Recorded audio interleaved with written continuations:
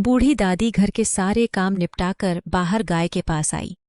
गाय ने बड़ी बड़ी आंखों से उसकी ओर देखा, जैसे बिना बोले ही सब समझा रही हो। उसने प्यार से गाय की गर्दन सहलाई और उसके माथे पर हाथ फेरते हुए गाय से नजर मिलाई और धीरे से बोली, मुझे पता है तुझे भी भूख लगी है। रुक, मैं अभी खाना खाकर तुझे हरी हरी घास चराने के लिए लेकर जाऊंगी, समझे? बूढ़ी दादी रोटी खाकर मोती गाय को जंगल चराने के लिए लेकर जाती है। ले मोती, अब तू यह हरी हरी घास खा। मैं ना बहुत थक गई हूँ, कुछ देर आराम कर लेती हूँ।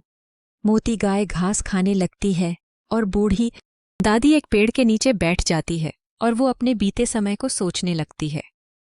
दादी, दादी आप मुझे कोई अच्छी कहानी सुनाओ ना, मुझे कहानी सुनने में बहुत अच्छी लगती है। अरे बेटी, मैं कहानियां भूल गई हूं, अब कहाँ याद रहता है इस उम्र में।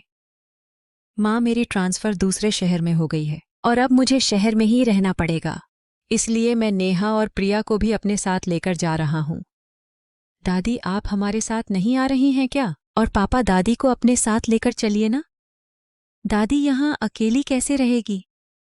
नहीं बेटा, तुम्हारी दादी शहर में नहीं रह पाएगी, इसलिए अब हम उनको अपने साथ नहीं ले जा सकेंगे, पर हम ना छुट्टियों में माँ जी से मिलने आया करेंगे। आ जल्दी करो, कहीं ट्रेन ना छूट जाए। माँ, अपना ख्याल रखना। ठीक है बेटा, तुम सब थोड़ा संभाल कर जाना। बेटी, अपने दादी को भूल मत जाना।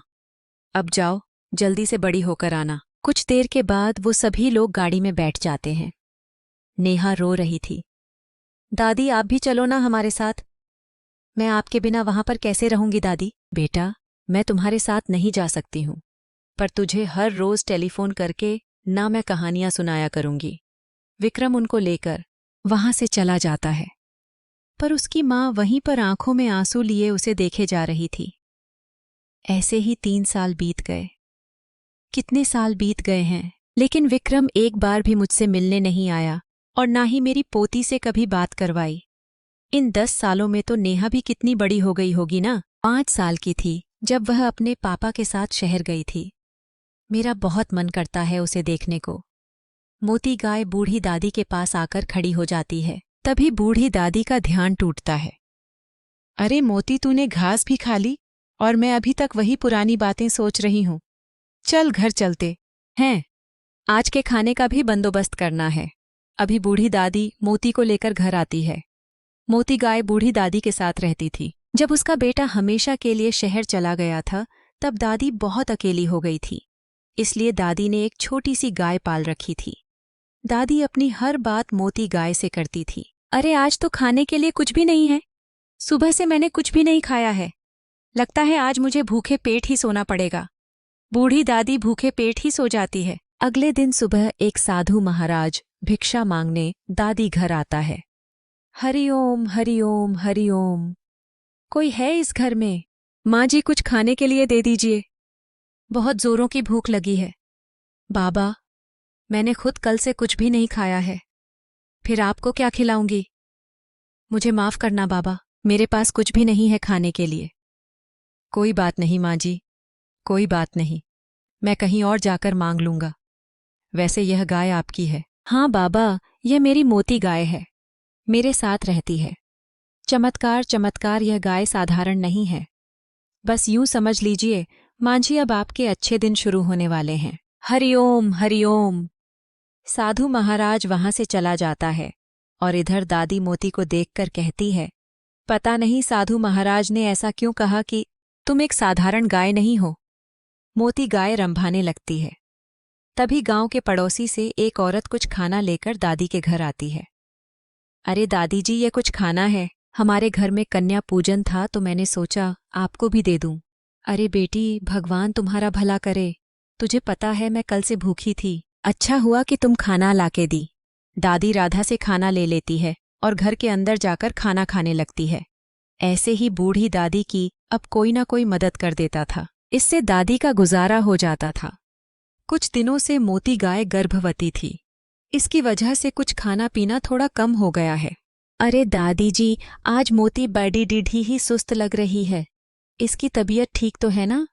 हाँ बेटी, सुबह से यह घास भी नहीं खा रही है, पता नहीं इसे क्या हो गया है। एक काम कीजिए दादी जी, वैद्य जी को ना एक बार दिखा लीजिए। ऊपर से गर्भवती भी है। हाँ, तुम सही कह रही हो बेटी, मैं आज ही वैद्य को बुला लाती हूँ। दादी वैद्य को बुलाने के लिए चली जाती है। दादी वैद्य को मोती गाय की स्थिति के बारे में बताती है और दादी वैद्य को लेकर आती है। अरे माँ जी, यह गाय तो गर्भवती है। इसने कुछ खा पी नहीं रही है और मुझे लगता है यह कभी भी बच्चा दे सकती है। सुबह से शाम हो गई। मोती गाय प्यारा सा बछड़ा को जन्म देती है। अरे ये कितने प्यारे हैं और कितने हष्टपुष्ट भी हैं। मैं इसे बहुत अच्छे से पालूंगी। ए भी मोती गाय के थन से अपने आप ही दूध निकलने लगा था। अरे यह क्या, मोती अपने आप तो दूध कैसे दे रही है?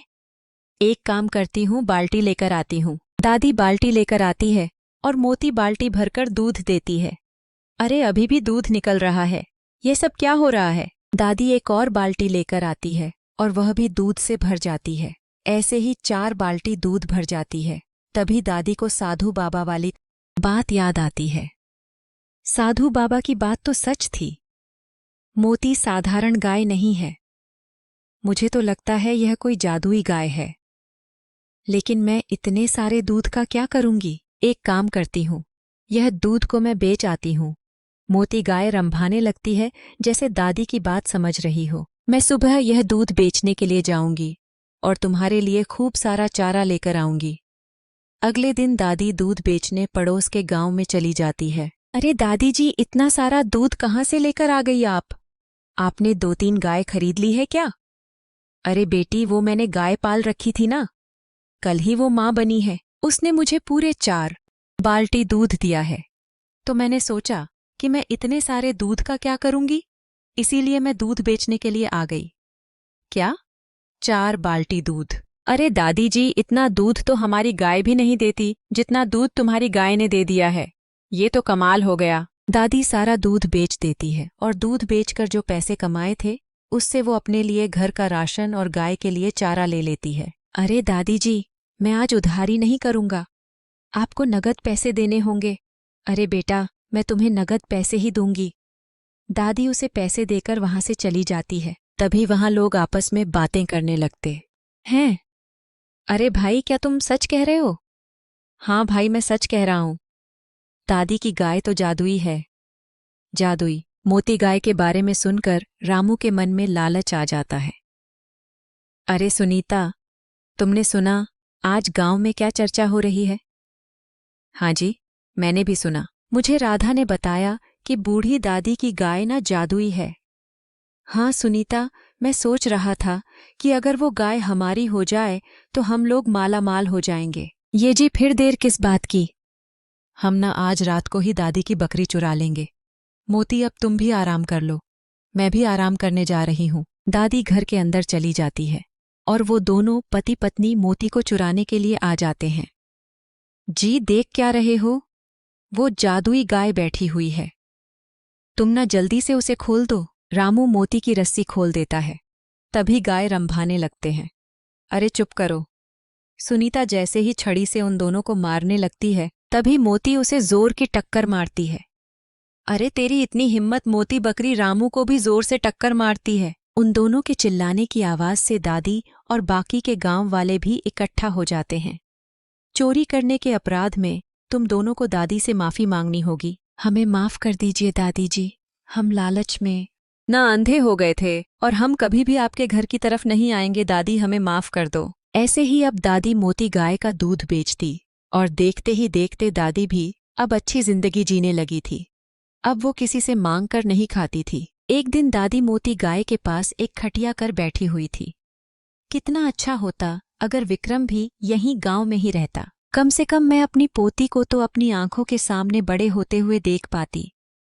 अब तो मुझे लगने लगा है कि उसे देखे बिना ही मैं इस दुनिया से चली जाऊंगी। दादी बहुत उदास थी। तभी उसे पीछे से आवाज आती है, दादी दादी जी, हाय मैं आ गई। दादी जैसे ही देखती है उसकी पोती जो छोटी सी थी अब वो बड़ी हो गई है। दादी उन तीनों को देखकर बहुत खुश होती है। दादी, मुझे पता है आप मुझे ही याद कर रही थी ना। दादी भावुक हो जाती हैं और नेहा को अपने गले लगा देती हैं। माँ, मुझे माफ कर दो। इतने सालों आपसे दूर रहकर मुझे समझ में आया कि एक माँ अपने बच्चों के लिए बोझ नहीं हो सकती। इसलिए मैं अब हमेशा हमेशा के लिए अपने गांव में आ गया हूँ, आपके साथ रहने के लिए। तू सच कह। हाँ माँ, अब हम आपको छोड़कर कहीं नहीं जाएंगे। हमें माफ कर दीजिए माँ जी।